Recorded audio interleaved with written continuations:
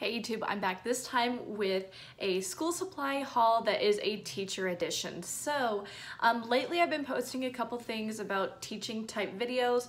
If you're one of my Bath & Body Works people, my channel will still be about primarily Bath & Body Works, so my channel is not really changing, so don't go anywhere. But I've noticed on the teaching videos I've done so far, I've gotten a couple comments from like student teachers or people who are currently studying education, like to get their bachelor's, or like brand new teachers. So that's why I'm just going to every once in a while make a teaching type video for that audience. But like I said, most of the time my channel will still be the same. It'll still be your beauty, candles, Bath & Body Works stuff. But I just wanted to share this with you because I love school supplies, and I think it'd be interesting to see that from a teacher's perspective, like what they would buy in terms of school supplies for themselves. So something I want to talk about is teaching experiences can vary district to district and school to school. So it is true that teachers do buy their own supplies. What kinds of supplies they buy will be determined by like what level they teach at. Like I'm a high school teacher, so my supplies are not going to be the same, at least generally not, as like an elementary school teacher's needs. Also, it depends on your district and how much they supply for teachers. So I'm lucky in that I've worked in districts where I can avoid buying really basic stuff. Like I've been able to avoid buying at least most of my own pencils. I've been able to avoid buying notebook paper, stuff like that, because at least in the schools where I've worked, I can get that in our supply closet, so that's what I do. But this kind of stuff is just kind of odds and ends that I swear by in teaching, or things that I would not be able to find in our supply closet. So like I said, it is true that teachers buy their own supplies, but what exactly they're buying definitely depends on their circumstances. So I'm just going to jump right in and share with you what I've picked up for school year 1920. So the first thing that I picked up is just some stationery. So I love stationery. I think it's actually a really nice gift for teachers if you're wanting to gift them something. I bought this for like $1 at TJ Maxx, so it's kind of hard to see on camera, but it's just like a sticky pad of notes for when I need to write a note for a kid or use something as a bookmark, or whatever, just any kind of situation like that. I'm a big believer in replenishing my stationery a couple times a year. The next thing that I purchased is actually two things. So my district is one of those districts that requires all teachers to wear badges every day, just for ID purposes. So I do have a couple new badge holders and badge lanyards. So the first one I have is actually one that I bought from Vera Bradley. There's a Vera Bradley outlet kind of in my area. This is navy blue, and it has a cute kind of like flamingo print on it. And then this is just my normal plastic badge holder. I also have one that I purchased recently in Key West. When I go to Key West, it has kind of become a thing that I buy myself a little treat in their Coach store. So I decided to also purchase a Coach ID holder. So it's a nice kind of like the leathery quality, so I'm happy to have this one too. And it gives me an option of if I want to switch them out or do whatever, I can certainly do that. But yeah, every single day I'm wearing my badge at work.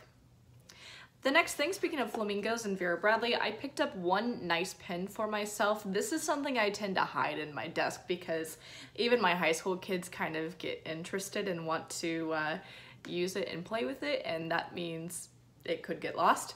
So yeah, it's just, again, that navy blue flamingo print. So yeah, I haven't taken it out of the box just because I'm not going to go to my classroom until tomorrow to set up, so I just figured I'd keep this in the box anyway.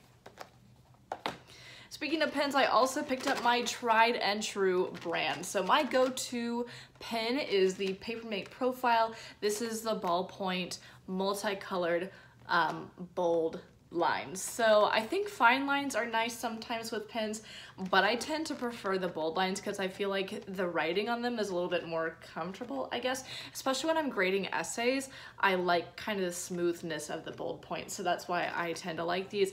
And I'm a big believer in like the fun of colored pens. So I do have my normal ones like the black, blue, red, green, but I also have fun colors too. These will last me at least a year, so maybe two. So to me, this is a good buy. Other writing utensils, I picked up another pack of Expo markers. Just like with pencils, I'm a big believer in the fact that you get what you pay for with like pencils, dry erase markers, stuff like that. So I'm definitely an Expo person. I have plenty of my own kind of like, again, the black, red, blue, green Expo markers, but as you saw from my pins, I love the like fun colored ones too. So I decided to pick up a pack of these. Just like my pins, these will last me about a year or two. So it's a pretty good buy. I think this set me back like $6 or something like that. So I could get more Expo markers from our supply closet, but because I like the bright ones, I will go ahead and go out and like venture and buy my own because this is technically a want, it's not a need. The next thing that I picked up is a couple items from Target. So I picked up a couple of rulers. I don't use rulers in my class very often because I teach English literature. I'm not like a math teacher or anything like that. However, every once in a while, my kids will do assignments where they need to make or draw lines on a paper and then do something in the boxes, you know, stuff like that. A number of my students tend to get hung up on like exactly straight lines and they always want to borrow my ruler. So I decided to just pick up a couple of them so that they can use these and be efficient with making their lines, but also kind of satisfy their want or their desire for those really straight lines. I also decided to pick up the bendy ones, and again, these were like $1 at Target. I decided to pick up the bendy ones so that I wouldn't have to worry about kids potentially breaking my ruler, and also for kids who need something to kind of fidget with, like if they're getting antsy about something, it also allows for that, but it doesn't make noise. So I'm not a fan of fidget spinners, if you could guess, but I like these kind of like bendy things that they can kind of manipulate and it's not a disruption to everyone else. The next thing that I picked up from Target is just a pack of these cap erasers for pencils. I find that students will run out of like the eraser on the end of their pencils. So again, it was like, I don't know, maybe 60 cents or $1 or whatever. I go ahead and bite the bullet and buy stuff like this because it's kind of a pain when students have to like scratch out a ton of writing because they don't have an eraser. So this to me is a fine investment. The next thing that I picked up is something that may surprise you. It is a hot glue gun. So this is actually the first year that I've purchased my own hot glue gun.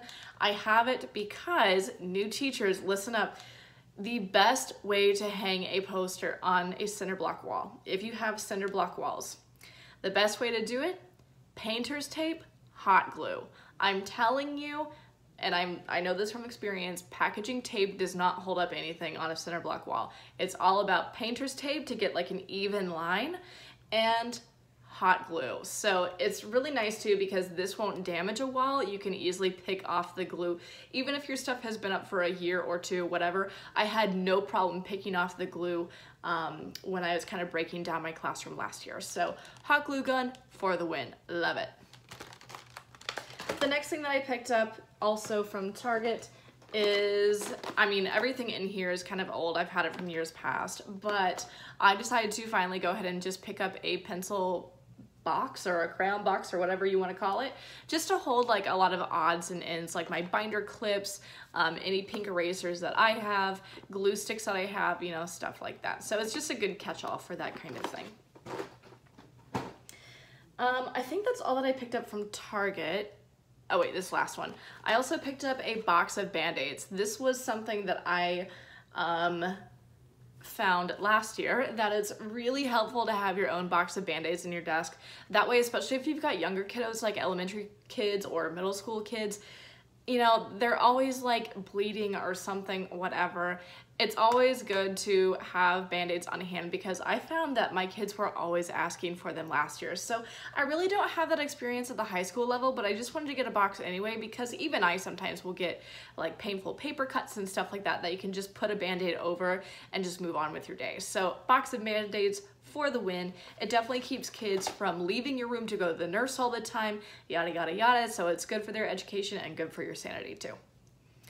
The next thing that I picked up is, again, something kind of unusual, but I do swear by it, and I pick these up at the beginning of every single school year, is, get a load of this, tons and tons of paint strip swatches. I get these from Walmart, but really you can get them from any paint place ever. Basically, I just go to the counter there and say, hey, I'm a teacher, I know this is weird, but can I pick up like 100 of these, and they always say yes because they're free anyway. So I find that these are good for like review games to get students up and moving around, like when they review vocab words or, you know, terms, something like that. It gets them up and moving around and it makes it like a game, so I get 100% engagement. So I can do a video on how I make these work later on, but I'm a big believer in using these paint swatches for all kinds of different things. So I love them. I always keep them in my desk. The next thing that I picked up is something that I think you would expect a teacher to have. This is just kind of a new pencil holder. I have a couple things in here. I've got command hooks in here and also a deck of Shakespearean insult playing cards. By the way, big believer in a stack of, or a deck of cards for your classroom too. So I'm a sucker for pencil holders. I found this one was cute. The irony is that these colors actually were my school colors last year, but not this year. But I still love it anyway, so I decided to pick it up. It's good to have these for just like anything and everything at your desk. The next thing I picked up, oh, actually, speaking of pencil holders, I decided to actually pick up two. So I got this one from HomeSense. I picked this up actually recently. So this stuff is all old from last year. Like this is my ruler that I was talking about. But yeah, I decided that I had a need for a couple of different pencil holders. I love geodes, like I'm kind of into the geode trend that's been out for a while. However, I found that geode bookends were a little bit too expensive for me to really want to invest in, so I figured this would be a nice kind of alternative to that. And it holds quite a bit of stuff. I'm very happy about how much this holds. Happy to have this in my classroom as well. The next thing that I actually didn't purchase per se is I'm going to repurpose this Bath & Body Works candle holder into a pencil holder. So it is the Love You candle. I really like the wraparound packaging, so this will be another kind of holder for my desk area. So like I said, it seems very random and like kind of excessive, but as a teacher, you'd be surprised. You're gonna need quite like a sizable holder or an amount of, or a different number of holders to hold all your stuff. So yeah. I've got just a few more things. I have a couple creature comforts that I tend to like. It's a good idea for teachers to have creature comforts because it makes your classroom a more personal space. So you don't have to build Rome in a day. You don't have to pick up like everything your first year because that gets very pricey. Just kind of pick things up as you go. So I know this looks backwards. At least I think it'll show up backwards on the video. Maybe, I don't know. But yeah, my last name is Keith. Starts with a K. So yeah, I picked this up at HomeGoods. It was $8 and it lights up. So as you see that, it lights up. And again, just something cheap, fun, but a creature comfort that makes your classroom look like a personal space. I really care about that and it helps get some buy-in from your kids. So I like stuff like this. And just a few more things. Speaking of creature comforts, I have also, this maybe won't make sense to people who didn't go to KU, but this is just like a KU type of poster. We have a banner, or this is a recreation, I guess, of a banner that hangs up in our basketball stadium, court, I don't know what you call it, field house, whatever. So yeah, it's just like a thing of that. I have a couple KU posters, so kids definitely learn very quickly that I'm from Kansas. And yeah, this is just one of those things. I've wanted one of these banners for a long time, so I finally just picked one up. And two more things. I last year invested in a planner and it was a good investment, so I picked up another one for 1920. In this particular district, I find that I have a lot more meetings and like extra things to do compared to my last district. So I found in the beginning of last year I was really struggling to get a grip on just like being organized with that and not being forgetful. So I decided to pick up just like a small monthly type planner like this, and it definitely kept me organized. I like to write things down. It just kind of is my personality, so I just picked up a cheap one. I think I got this from maybe like TJ Maxx for a couple dollars, whatever. And I actually realized that these match. I picked them up on 2 separate occasions, but I guess they match, so I guess that works out perfectly. And finally, my very last thing is my big in. It's the thing that I'm very excited about for this year. Get a load of this. I know this is kind of extra, but get a load of this. Love it. So because of a couple things I have in my room, I decided last year that it made sense for me to buy my own guillotine style paper cutter. Swingline is a good brand to me. I like Swingline, so I wanted something really easy and kind of cheap, but something that did the job and had this kind of guillotine style.